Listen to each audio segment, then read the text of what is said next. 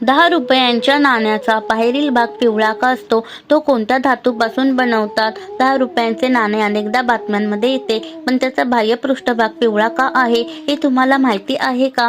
भारतात चलनात असलेल्या सर्व नाण्यांपैकी ₹10 नाणे सर्वात वेगळे आहे. या नाण्याचा बाहेरील गोल भाग पिवळा आहे तर आतील भाग चांदीचा बनलेला दिसतो.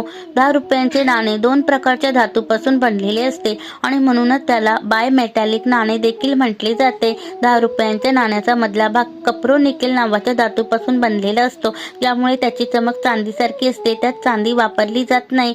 ₹10 नाण्याचा बाह्यभाग बनवण्यासाठी ॲल्युमिनियम कांस्य वापरला जातो, ज्यामुळे त्याचा बाह्यभाग पिवळ्या रंगाचा असतो. पिवळ्या घटकासह ॲल्युमिनियम कांस्यमध्ये 92% तांबे, 6% ॲल्युमिनियम आणि 2% निकेल असते. या धातूंच्या मिश्रणाला ॲल्युमिनियम कांस्य म्हणतात. ₹10 नाण्यामध्ये वापरलेले 2 धातू टिकाऊपणा, सुरक्षितता आणि बनावट चलनापासून संरक्षण यासाठी डिझाईन केलेले आहेत.